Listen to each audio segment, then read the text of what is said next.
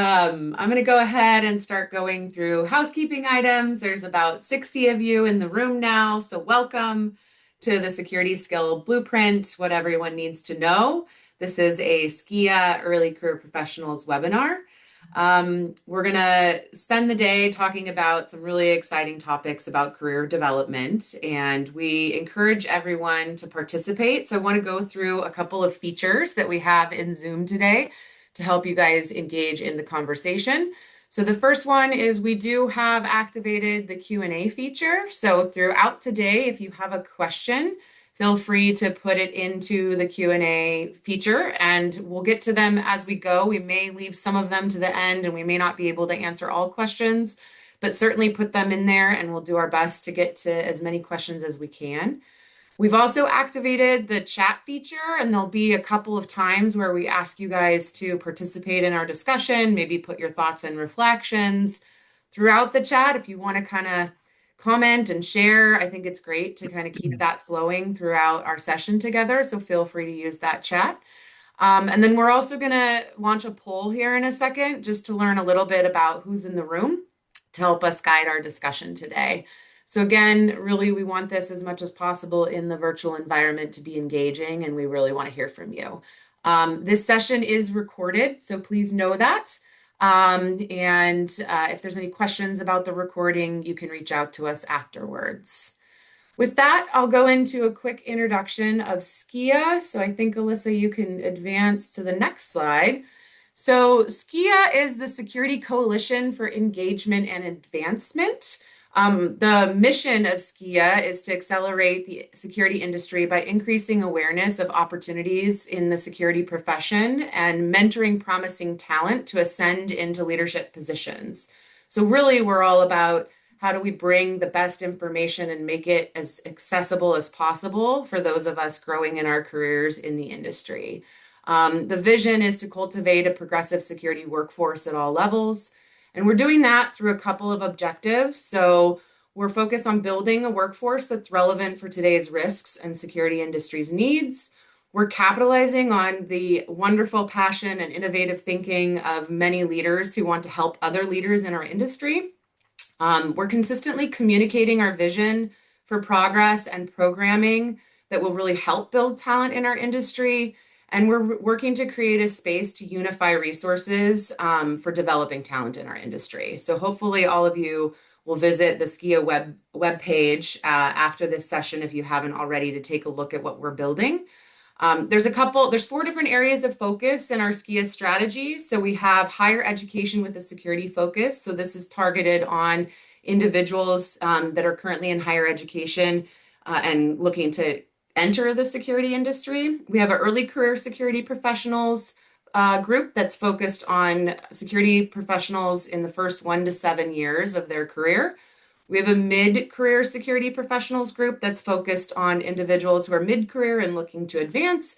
And then we have a transitioning security professionals group that's focused on public to private sector transitions.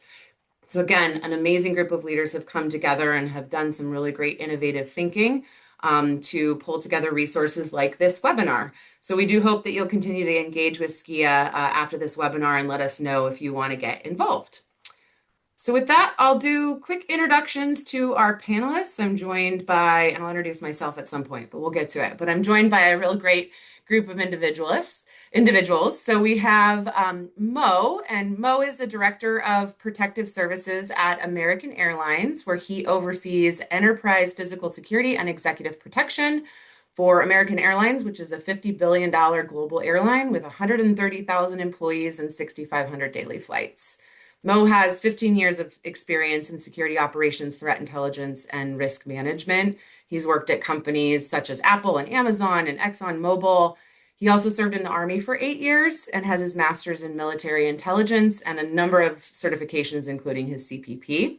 I was fortunate to meet Mo in Washington, D.C. late last year and really was inspired by his entrepreneurial spirit. So Mo was quick to share with me that he's a builder and creator who loves to build new departments, and he's done some really amazing things throughout the industry. And I know he has some great things to share with everybody today. So thanks for joining, Mo. We also are joined by Denise, and Denise currently manages Chevron's Global Security Information Center, a 24/7 monitoring and alert center. As the GSIC manager, she ensures that Chevron is apprised of any fast-breaking incidents that may have physical safety or security impact on Chevron's personnel and assets. Before leading the G6, she served as a geopolitical risk analyst covering Asia, and worked in both San Ramon and Singapore. And prior to joining Chevron, Denise was an analyst with the US government. She has a BA in political science and government and a master's in international relations and affairs. I had the privilege of seeing Denise's operations when I went and visited Chevron, and similar to Mo, she is also a builder and creator and very passionate about building talent. So just really excited to hear what Denise has to share today. Next, we're joined by John. John runs the Security Intelligence and Operations Center at PG&E, where he and his team are responsible for keeping one of the nation's largest utilities safe from cyber threats. He leads a full spectrum of cyber defense, from threat intelligence and detection to incident response, penetration testing, and security engineering. He's been at PG&E for 15 years and started his career in network operation and IT incident management before he pivoted over to cyber security. I have the privilege of working with John, so I get to benefit from John because he's brilliant and fun and just great to be around. I'm only 7 months into my role, and I know he and I are going to do a lot together. So really excited to hear what he has to share with everybody today. And then last but not least, we have Rodney. And Rodney's currently the Vice President of Associate Safety and Asset Protection in Global Security and Asset Protection at Coca-Cola. He has oversight of the asset protection team, which manages the physical security and infrastructure technology for all Coca-Cola company-owned facilities. He also oversees the Workplace Violence Prevention Program and the Executive Protection Program. He's been with Coca-Cola since 1996 and also has a career in legal and marketing in his past at Coca-Cola. He joined the security team in 2000. Prior to Coca-Cola, he held a variety of roles with the Georgia Bureau of Investigation, including intelligence analyst, undercover drug agent, I'm sure he's got some cool stories from that, and forensic auditor for financial crimes and digital investigations. He has a BA in behavioral science and business administration and an MBA in international business. I'm only getting to know him because I haven't had the privilege of meeting him in person, but I can tell you he's a wealth of knowledge and fun, and if you're lucky, he might sing to us later. Just kidding. But last but not least, I'm Liz Rice. I'm the Director of Security Operations at PG&E. I oversee physical security, and our field security team, our guarding programs, our security technology operations team, and our security operations center. I come to the security industry with a bit of a non-traditional background. I came out of management consulting, and I've worked in security consulting. I worked in the guarding business at Allied Universal. I spent 9 years helping build out the security program at Kaiser Permanente, and then launched my own security consulting firm before joining PG&E. I have a huge passion for helping develop talent in our industry. I'm the co-founder of the Emerging Leaders Program and the co-chair of the Early Career Committee for SKIA. And I have a BA in International Studies, a Master's in Leadership, and an MBA. So really great and excited to be here with everybody. So with that, we'll kind of dive into our conversation. Well, first, actually, we're going to take 1 second to get to know the audience. So Carly, if you want to launch, I'm going to take a sip of water while you launch the polls. And if everyone in the room can take a quick second to fill out this poll, that'd be great.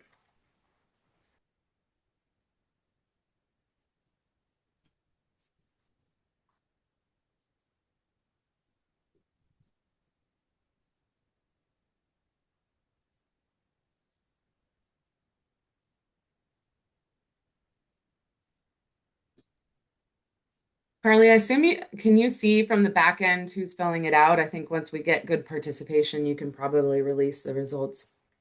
Yep, we can. That It's sounds good. climbing. Just 1 minute.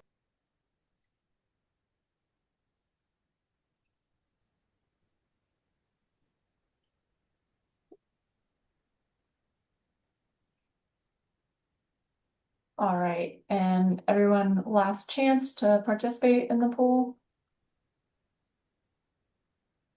3, 2, 1.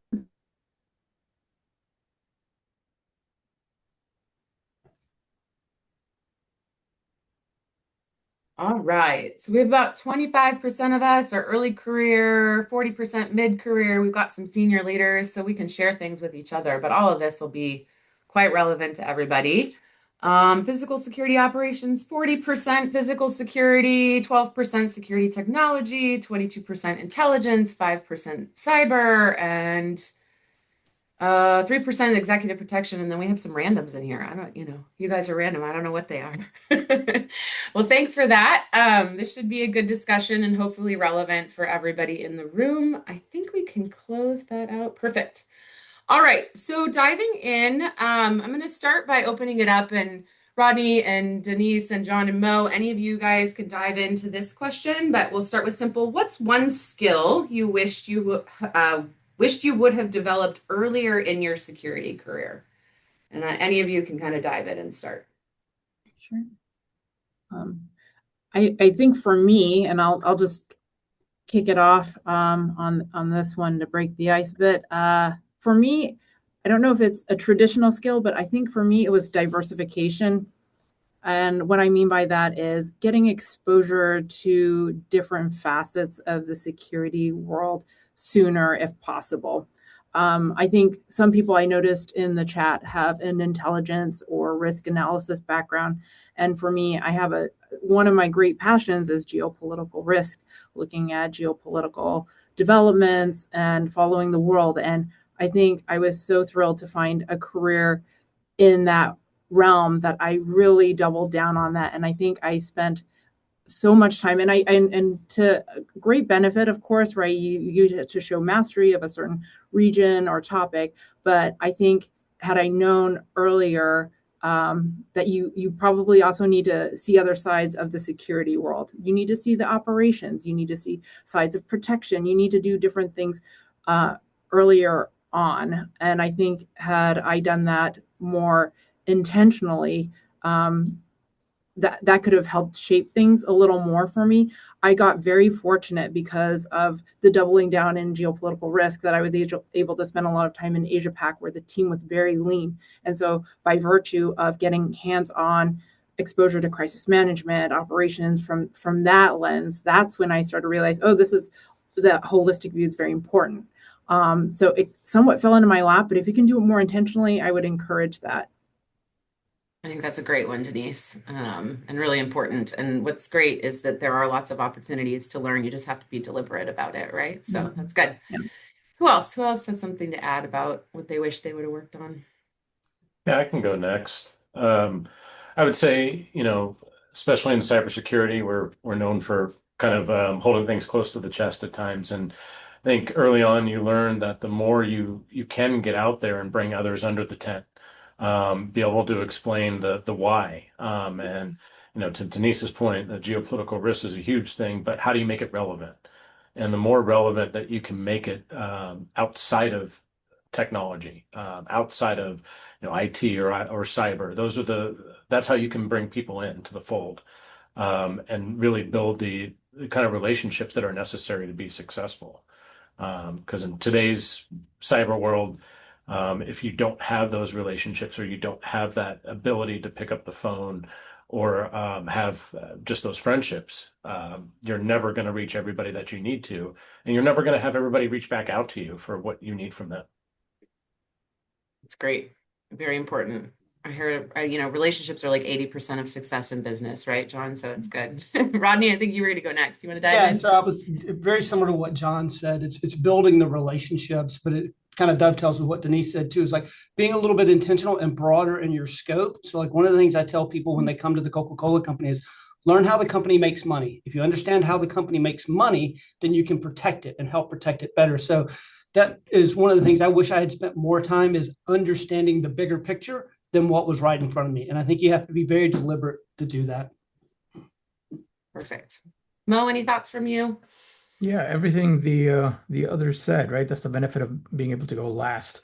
But in addition to all of that, I want to say the biggest thing for me was, if I could do it over again, I would say being a little bit more self-aware, because I came in from the public sector, Army, Intel, and then DoD, and what works there doesn't work here. It's different.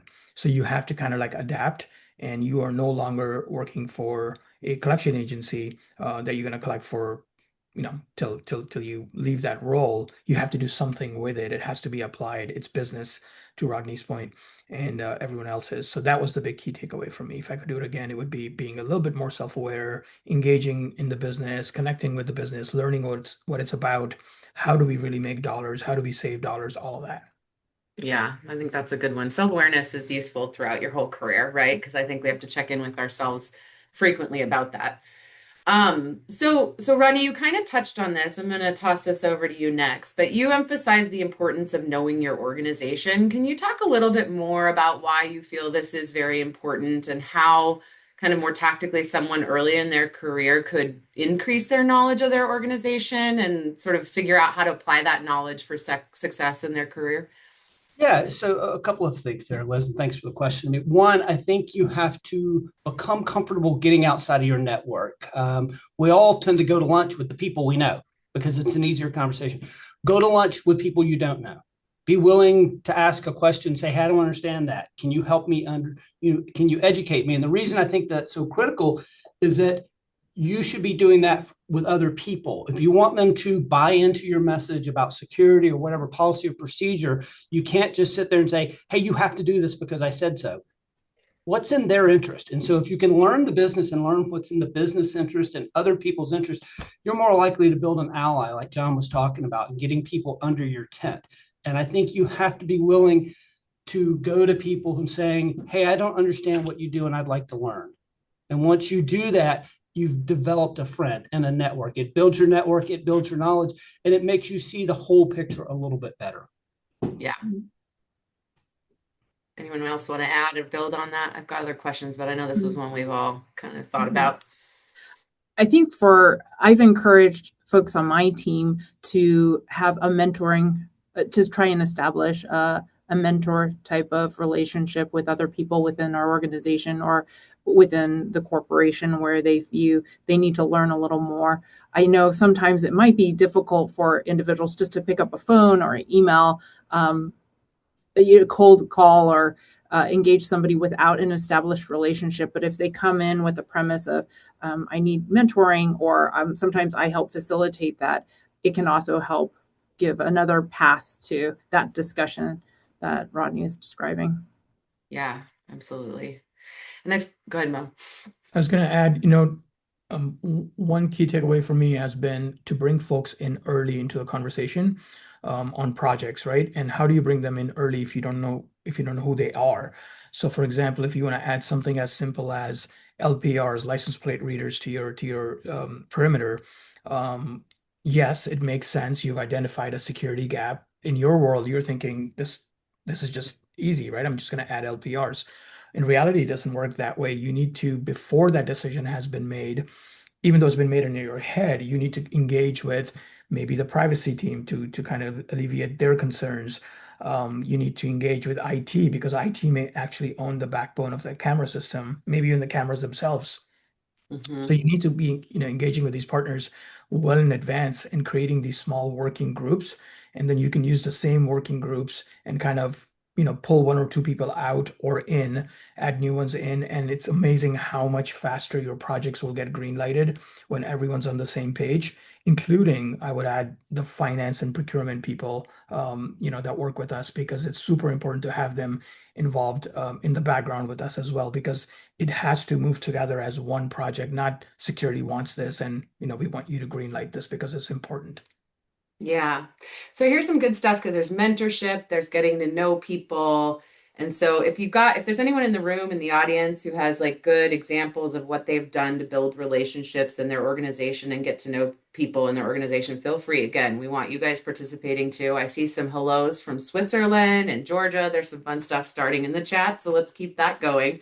But just going back to all that, I think I always find it really fascinating to look at like how people are measured for their own success, right? What are their goals? Because then if you can align things with how they're measuring their own success, and I think that's what Rodney was getting at, that will make you more effective, especially as a security leader.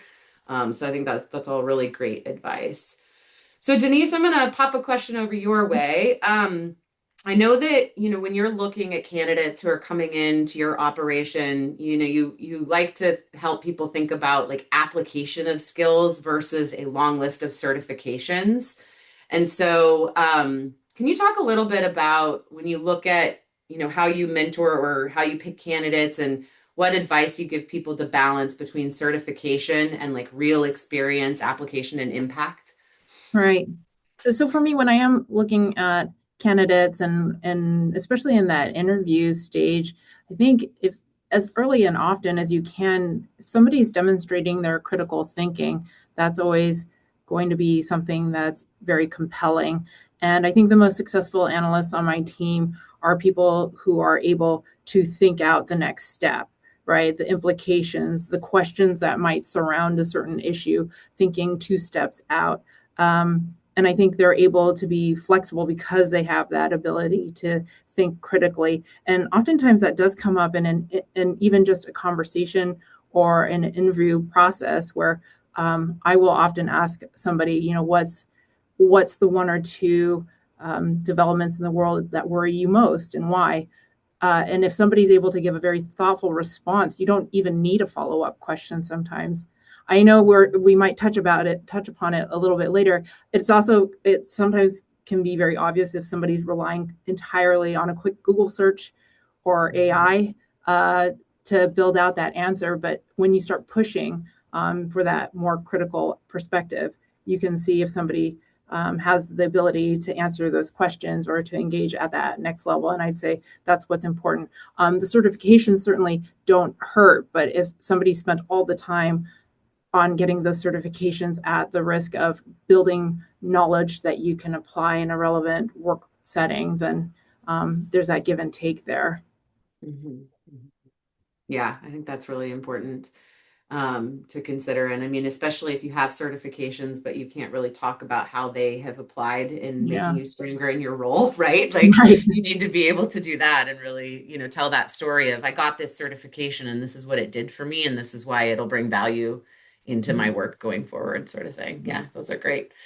So, John, so cybersecurity is an ever-changing landscape, especially right now. So I can imagine that security leaders really need to balance their technical and business skills. How does someone early in their cybersecurity career determine where to focus? And what do you encourage they keep in mind as they develop kind of more of their technical skills? Hmm. I think it really comes to keeping an open mind. I think you start early in certain aspects of cybersecurity, and of course, there's defense and offense, but it's really being open to, I guess, the things that can spiral from there. So, like in our operations center, one of the models we originally kind of came up with is everybody starts on kind of a triage team, but we give them time to follow their investigations to the incident response team, to the pen testers, to the different groups, and it's not just gives them exposure to that, but it also builds their efficacy as an analyst as well, because now they've taken in certain aspects of that next level up. And yeah, I think that curiosity is a huge factor in being able to be successful, and even kind of back to what Denise was talking about, even having the critical thinking to understand the why behind things. Anybody can read a technical book, or anybody can Google a technical response or talk about the technical aspects, but to be able to reverse engineer it and to look at the human element as well. Perfect example is one of the questions we ask is, an employee receives a phishing email. What do you do? And we're looking more for who do you call, and are you picking up the phone and talking to the people? So I think those are the skills that, cyber used to be the group that, they were just the guys behind the black curtain telling you, no, don't do this. And that's old cybersecurity. That doesn't work anymore. And I would say, you made the comment about today. Every time somebody says the word mythos, I get $100, so I'm going to retire next week. But yeah, it's understanding that with AI and technologies like that, it's not going to work us out of jobs. It just means the block and tackle work that really we shouldn't be doing is going to be done by others, and it just means that you have to retool.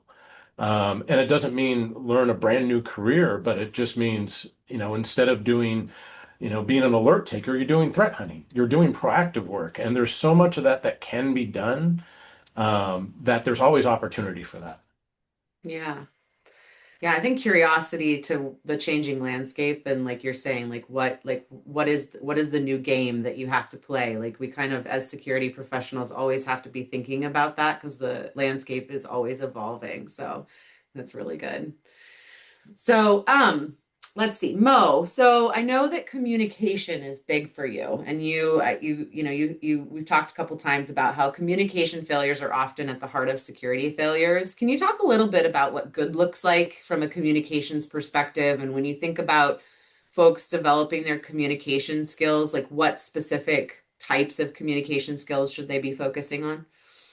Yeah, so it's communication skills and also strong judgment, right? Both of those go hand in hand. You need them consistently, just can't be once or twice, right? You need to be seen as the guy or the gal that gets this done every single time. You build the judgment part by exposing yourself to a lot of diverse situations, a lot of outcomes that you then study, and you do this over and over and over again, and then eventually you develop what we call, very unscientific term, a gut, and that's how that part of it works. But even having the best gut in the world or having the best judgment in the world comes down to nothing if you can't communicate, the right way to leadership and or the business. And that's the part of it, right? To Rodney's earlier point about connecting with a business often, not just once or twice, being seen as a partner, being embedded there with them, not formally in any way, but just being seen as someone that they lean on. You shouldn't be seen necessarily as the security guy or the security gal. It's, hey, let's bring Mo, let's bring Denise into the conversation because, they might have something to add. You're a resource. And how do you get there? That being able to communicate really, really well is super important. For example, similarly to cyber, I've noticed that, love my finance folks and procurement folks, but God bless them, it's difficult to get a conversation in with them to help make sense of things which seem very common sense to us, right? So what's the point of, being a good security professional if you can't even get your CFO to really understand, why something matters? That's the critical part. It's always going to, outperform the person that's technically brilliant. Being able to communicate in plain English why something matters is a really good skill to have in this line of work. Yeah, Denise, you do a lot of communicating from the GSIC. Like, what have you guys learned as far as like how to technically secure, like building off what Mo's saying around being able to communicate information? Like, what have you guys learned in the maturity of your organization around communication of Right. information? Right. I think that for communication on my team, you have to be very good with both written and verbal because sometimes an incident will necessitate a phone call. I do think the time of COVID and isolation did add a little bit of a challenge to some of the folks that are on my team. Sometimes I think even picking up the phone, I think we take for granted sometimes. For those of us who are accustomed to having uh, verbal dialogue frequently or often, that might not be something that is second nature to some folks. So having good verbal communications is something that can be learned, can be drilled to increase that comfort level. Especially, I think when you look at even if you might not be comfortable with that, that's maybe what your leadership wants. And for us, that's certainly the case. Verbal communications is very important. And written, it is a bit of repetition, doing the drills, getting accustomed to the style of writing we have, which it is very much a bottom line up front type of writing style. But if you have strong communication skills, as Mo was saying, that's what your key to unlock your message. And if you don't, then that can be a huge disadvantage to anything you're trying to do even outside of the security world, right? So it's definitely an important thing that we work on within my team. Yeah, and there was a comment. I'm going to pull some audience stuff in here. There was a comment up here from Christina Montez. She talks about the importance of knowing how to show respect and listen, which I really like that, right? Like, never underestimate learning how to listen. because in business, that's so important. And it ties back to everything we said about being able to build relationships and learn. Like, if you can't listen, you can't do any of that. So, like, honing in your listening skills, the verbal, I mean, Toastmasters still exists, right? I mean, I Yep. don't know if people still go to Toastmasters, but I always think like that's a great way to work on your verbal communication skills. What about, I mean, how do you guys feel about some of the like tools for communication, like Power BI and some of these like different, more technical skills and your ability to build out and work with tools like that? How important do you think those are for folks in today's world in security? I think very relevant was if you can boil things down into digestible bites for people. So like when I'm asking for CapEx for a new project or something, it's usually not, hey, I need $2 million to do this. That's usually the bottom line thing. I usually say, hey, we've got a vulnerability and let me explain it to you with a picture. And so being able to communicate stuff so that our senior leadership can digest it and say, got it, yes or no. And so communications is critical, not only verbally in the email, but in presentation styles. And, in my mind, I'm not big on a fancy PowerPoint. I'm big on something that people can look at and understand, and it's clear and it's not too busy. Yeah, distilling information and helping people have the right information to make decisions. 100%. That's great. Any other thoughts from others? Yeah, I'll I add. think Sorry, go Okay. ahead. After you. Yeah, no, just related to that, you mentioned Power BI. I think one of the strengths that my team has brought to the security function here at Chevron has really been empirical data. So it's not just, while we all do rely on gut feelings, we're able to back it up with a lot of data and say, hey, piracy attacks are increasing in this particular part of the world. There needs to be security mitigations put in place, as opposed to the testing out the wind and seeing how things are just by that anecdotal information. You have that hard data that really, I think, helps with your communication of and your storytelling and bringing the point that you need to be that needs to be brought across. So Mo, over to you. Yeah, and it's fascinating that, having worked at Amazon and Apple both, such different styles, right? At Amazon, it was all about a white paper. They love text. They love being able to see your thought process. What is the gap that you've identified? How are you going to close it? How much is it going to cost? When are you going to do this by? And what do you need from me? What's the ask? Basically, those 4 to 5 things, and it all has to be done in a page, if possible. Whereas with Apple, God forbid, if you wrote a paper, most of the time it was, hey, I want to see the visual, I want to see the PowerPoint deck, walk me through it, or Power BI data. We were all about data, especially on the retail footprint side. Each store gets hit by so many different security risks, right? Could be civil unrest, could be protest, could be, God forbid, terrorism, crime, all sorts of things. They want to see all the data for the nearest 5 stores. How do you compare the store in Mexico City to the store over there in Amsterdam, if that's the like for like, and just 2 different ways to communicate it. So it really comes down to style and voice, and that's what I had to learn very quickly. That 2 different companies, again, what worked there doesn't work here, right? That's how it works. So you have to kind of adapt and overcome. Yeah. Liz, can I add one quick thing there? I think one of the critical things everyone should remember is think about the medium you're communicating in. Email to me is one of the worst forms of communication there is because it gets misinterpreted or people are delayed in reading it and then responding, and you lose all this traction, whatever you're trying to do. So think about that, what you're communicating and how you're communicating it. Email may not be the best method. Sometimes Power BI might not be the best method. And try to think through a strategy of what's the most effective method to communicate this and what's the most user-friendly for the person you're trying to communicate with. Yeah. And I think if we approach some of our communications like that, we'll be much more effective. 100% agree. John, I saw you come off mute. You have something to add? No, I mean, PG&E is a lean shop, so, we do a lot of visual management in that sense, but I would say some of the larger presentations, especially to senior leadership, the one thing that I really like and has prepared us is, most of our decks and stuff are pre-reads. We're not intending to use them to present. And it's interesting as we use a lot of key messages and then supporting slides. When we're presenting, the key messages are the only thing up on the screen. So, and I think Rodney was kind of covering this a little bit too, is I think in your presentation style, it's ensuring that you're developing common language. That, especially when you're communicating at that level, you can't come in with more tech talk or, lingo specific to your area. It has to be translated. And I think that's what develops the best conversations in those situations is, coming in with that understanding of the material's already been read.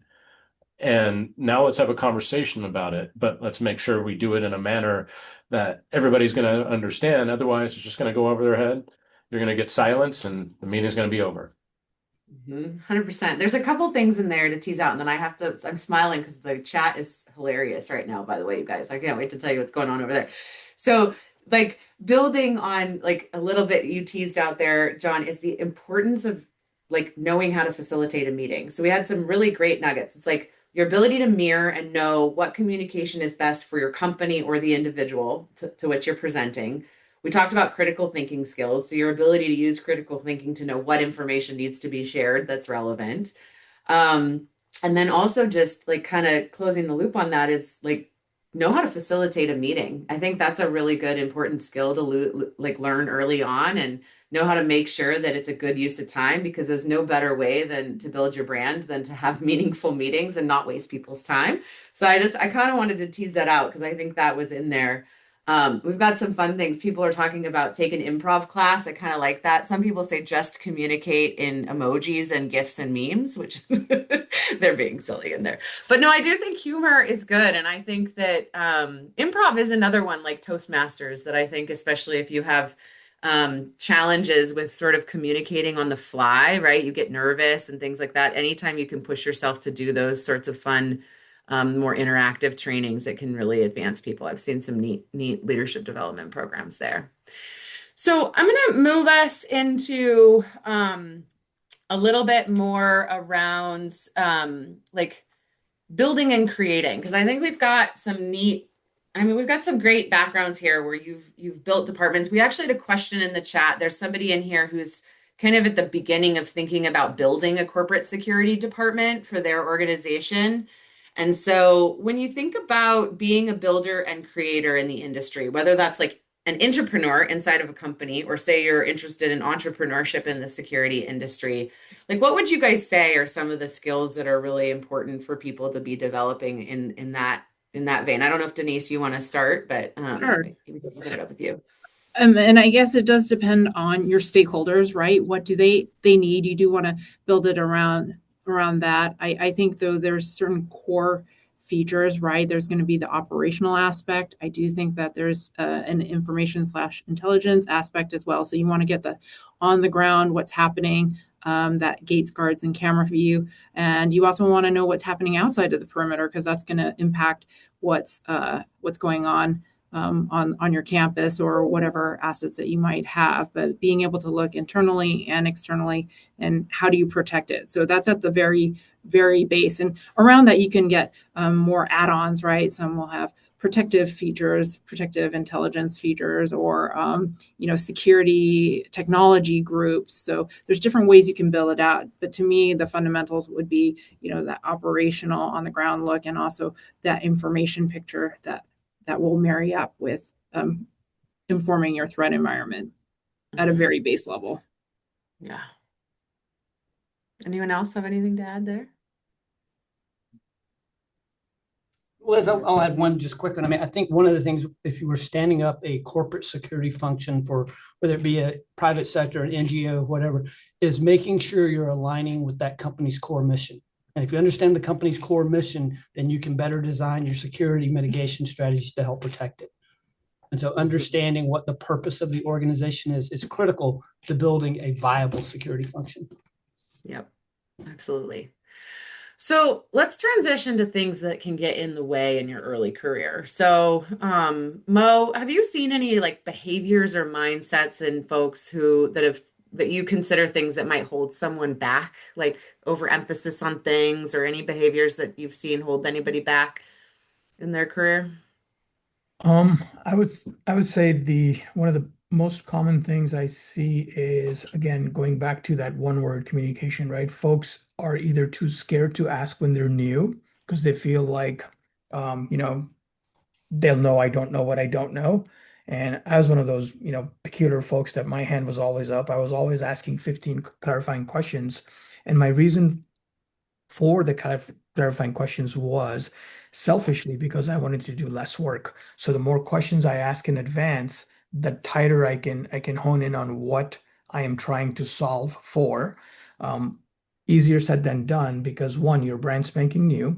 You don't know what you're trying to solve for, and you don't know the business enough. All of those things we talked about earlier, you haven't had the benefit of, you know, creating these relationships with other key stakeholders. You don't even know who they are. So ask the questions. Don't feel bad about asking 15 questions. There's nothing wrong with it. That would be my main 2 cents of advice. Perfect. Liz, I had Anyone one. else?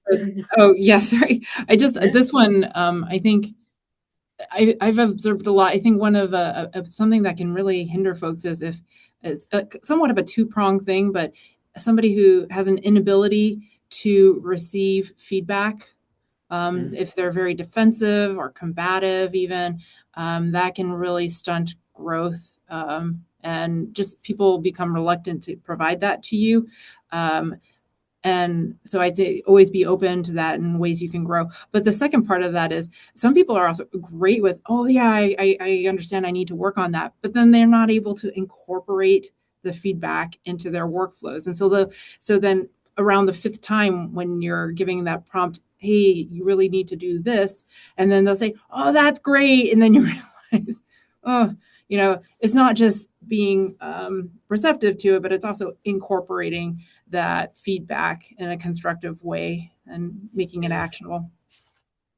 Yeah, love it. Rodney, I'll turn to you. What when you think about your career and your advancement, I think as you've probably risen through the different roles that you've had, that the importance of your business skills, like so that you go from like an operator and you're doing tasks and then you have to get into this like the ability to sell the business. We've talked a little bit about this, but can you tell a little bit about your own story and when and how that transition happened and like what you did to prepare yourself for advancement in your career at Coca-Cola? Like specific things you did? Yeah, I think one of the biggest things I did was I was willing to take any assignment thrown at me. And so I kind of became known as the guy, go give it to Rodney, he'll figure it out. And it wasn't, I wouldn't say that's not my job. I would be upfront and say, I'm not sure I understand how to do that, but okay, I'll come back to you. And so I was always willing to take on something, even if I didn't have familiarity with it. And I think that's one of the things it's like John was referencing earlier, having the curiosity and always be willing to learn. And so that's one of the things I've also done is, sometimes people have approached me with ideas for the security team. And sometimes I would want to say, yeah, we're not doing that, just dismiss it. But I've stopped doing that. And I've started taking more of the approach of, well, let me listen. Let me learn from this person. Maybe they've got a perspective I haven't thought of. So my point there is, even if you've been around for a long time, never think you know all the answers and be willing to learn from others. And I think approaching most of my roles and tasks that I've been given from that perspective has helped me just continue to thrive. Yeah, I think that's a really good one. John, what about you and your career? You came and you pivoted into cyber, right? Like I imagine there was things you had to do to go through that pivot. Like what did you do for yourself during that pivot? No, I mean, I love asking questions and learning. So, and to Rodney's points, it's about taking risks. And you have to do things that are uncomfortable at times because that's how you learn. If you stay too much in a comfort zone and say, this is my lane, this is the only lane I'm going to work in, you're not going to be successful. It's an old quote I love that it's, to get something you've never had, you have to do something you've never done. And sometimes I remember at the very, very start of my career, I actually started at PG&E's IT service desk. And a weekend there was a job offer on Graveyard, doing level 2 or level 3 work. And I had no idea what I was getting into, but just jumping on the possibility and, those doors, you don't realize what they can open to. So yeah, I'm very aligned kind of with what Rodney said is you have to be willing to take risks. You have to be willing to be open to learning new things and new perspectives. I think sometimes we get too stuck and too jaded within our own environments. And I love what he said as well, as far as sometimes you want to just be dismissive when you have someone come and give you an idea, but sometimes those ideas can open up doors to things that you would have never expected, and you just have to be open to it. Mhm. Any other insights from anybody else's careers of things that they did to help themselves along the way? Yeah, I would say, to broaden my perspective and my lens, because no matter how much I try to think, I have an open mind. At the end of the day, we have our taskers, we have our things that we're responsible for, right? So we get bogged down in the spin. To break yourself out of that spin, what I do is once or twice a week, I'll go over to leave my office and go over to the IOC, the Integrated Operations Center. That's that big giant room where we run 6,500 flights a day from, and there's about 500 and some folks in this one big giant room, all different teams. Just walking into that room kind of switches, my brain off from being in that lane to kind of seeing why I'm really there. It's a great reminder. You're here to keep the planes flying. That's your job. It's not about the cameras, the guards, the geopolitical events, security incidents. It's keep the planes flying safely, right? That's what it's about. And then being in that room also, it's great because you get to bump into the VP that runs the IOC, for example. And I'd start off by talking about things like, hey, ma'am, in Haiti, we've got issue X, Y, and Z. They're shooting at our planes, blah, blah, blah. We figured out a way to kind of solve that or mitigate some of that by switching the flight from a 4 p.m. arrival to maybe a 0800 arrival because the gangs that are shooting at us might be asleep, drunk and asleep at that time, that sort of thing.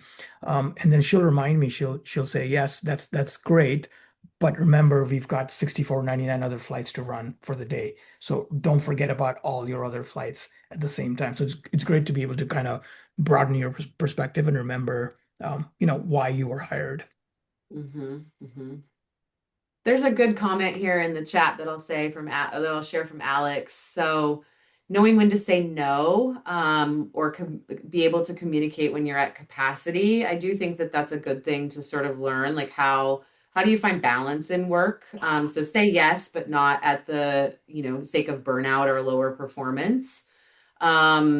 And then don't get so focused on hype on your work that you overlook professional organizations and networking opportunities. I think that's like a really good piece of advice there too. I always say that your network is your other like savings account, your bank account, right? Because if you ever find yourself in a moment where you need something, your network is really there for you.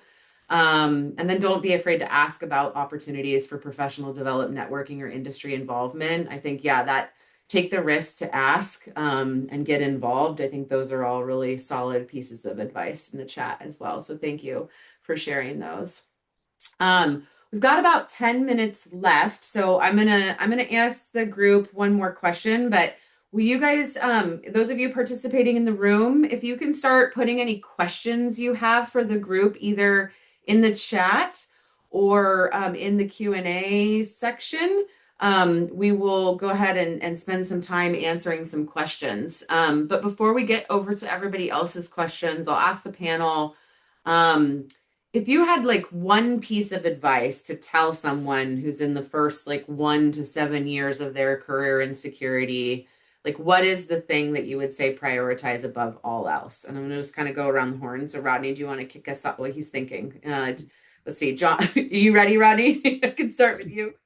Well, yeah, I mean, look, from my perspective is if somebody's asked you to do something, if your leadership has asked you to take care of something, the last thing they want to hear is, well, no, I don't want to do that. Or no, that's not important. Why am I doing that? What they want to hear is, okay, I'm going to go take care of this to the best of my ability and get it done for you. You don't have to worry about it and take it off their plate. Because usually your leader has got 15 other things going on. And if they've trusted you enough with this task, regardless of how mundane it may seem to you, then it's important. Treat it importantly.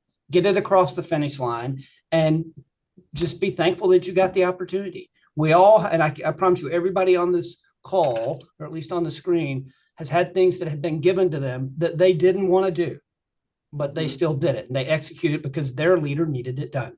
And sometimes you just have to be willing to do that. Absolutely. Denise, what about you? One piece of advice. This very much dovetails with what Rodney said, but be a problem solver, not just for the things that you have on your own plate, but folks that are very successful on the team and the department and the company, they're problem solving at a higher level. They're looking at solutions that can go far beyond what their individual tasks are, and they're closing those gaps for a much broader population or group within the company. So I think, don't just think about your small world. You got to think one level up and how you solve those problems. Mhm. Perfect. John? Yeah, I mean, plus one to what both of them said, but I would say one of the other big pieces is the one thing you own is your perception. And, as you go through tasks, and this goes to what Rodney was saying as well, and Denise, is be looked at as someone who you enjoy working with, that people enjoy working with. That's the brand. That's becoming a trusted agent. That's the goal. It doesn't mean that you have to be the most technically sound, but be that person that people enjoy working with, and that'll help build the relationships and build your career. Yeah. And then Mo, we've got some good questions. So I'm going to go to you and we'll dive into the questions. Sure. For me, it would be, same point, right? Said a different way. Learning how to communicate risk clearly to the business over and over again. It's incredible how much, that'll get you with the business itself, right? That's key for us. So that would be my one thing. Yeah, that's perfect. Okay. So here's a question that says, on taking risks and step into new spaces, how do you know which areas or risks are the right one to take when you have many people giving different perspectives on which way you should go? Are there things that you consider heavily or questions you ask yourself to break through the noise and get clear on where to go? Priority order would be key. What is the one thing out of maybe the 10 that's going to be the most important for the business, meaning what gets you the most bang for the buck? That's the key thing. So you start off with that. It's important to nail the basics. It's important to get early wins. That starts you down a path of momentum. Again, it's not just solving the problem. You're also creating this network, this working group that then exponentially helps you get to the next success. That harder problem that's a little bit further becomes slightly easier because now you've got momentum and others helping you with it. And you just keep doing that over and over again. Yeah, it's good. So this question is specifically for Denise. So mid-career professionals looking to upskill into that next level of responsibility, how can an analyst demonstrate that they possess that strategic, diversified mindset before they're formally ready and recognized for senior management or director level title? Right. And that's a tricky one, I think, especially for folks who sometimes end up getting pigeonholed for their expertise in a specific region or, some sort of technical area. I think get those opportunities. We keep talking about diversifying, but if you look at the broader security landscape, things that it sounds like this individual's intelligence background, those skills lend themselves to crisis management, right? When there's scenario planning, things like that, try and get your foot in the door on those meetings, planning. How do you think ahead? How do you provide signposts early and often, not just on your small remit of the world or whatever your topic might be, but broaden it out. Try and come up with models that can be applied to other processes that your team looks at or that your department looks at. I think if you're able to create those models that you can apply to other processes, people will look to you as, oh, you do a really good job on this. Can you also do it here and there and there? And that's, I think, how you grow your own brand, and you'll be recognized and pulled out to do something different. Great. I like this one. This is an interesting one. What's something you've learned from newer team members? So like thinking about reverse mentorship, like what are some of the things that you're learning from the early career professional members of your team that you have internalized or is influencing who you are and how you're showing up as a leader? I know one for me is communication style. And so what I mean by that, I've had to tell some of the younger team members that I work with is like, don't text me. I said, between the text and the Teams and the phone calls, if we've had to text 2 or 3 times, just come find me. Come have a conversation with me. It's much more efficient. And so I have to think about, because I've got several generations or decade differences across my team, who I'm communicating with and what format I want to use. Some people are much better if I just text them, hey, can you come see me? Some are like, hey, I don't need you to text me, just set up a meeting. But some of my younger some of my younger generation folks really want to do everything by text. And I've had to explain to them that doesn't work effectively for me. I said, so let's think about what's a better form for both of us. And just been kind of candid about it. I was like, I'm not going to do text. I'm certainly not going to make operational decisions via text. Anyone Liz, else have one? Liz, can I add really quick? I had an analyst who no longer is with us here. She's moved on to bigger and better things. I have this habit of texting my team with 2 words, call me, right? And the younger generation, I didn't know this. What do I know about it? I'm not very hip apparently. And she pulled me aside one day and she goes, can you stop doing that? Because it makes the team really nervous when you say call me. They don't know what it's about. They immediately think it's something terrible or something's gone wrong or they've done something wrong. And I was like, I had no idea. It's just a whole different communication style. Mhm. Denise, were you going to jump in? Well, I think something that my team has taught me, just one of the really important skills I know with a lot of security functions is the ability to mine social media chatter, and just the team coming in is light years ahead of, I think, folks who've had more time, sometimes more time in these security roles, but they know about tools, they know about ways to find information that I think from individuals who've gone through more traditional steps might not know about. And so I think that's been a huge learning curve for me too. And it's a great asset, right? I'm learning so much from their ability to leverage what was second nature in their social lives into a work environment. Yep, I love that.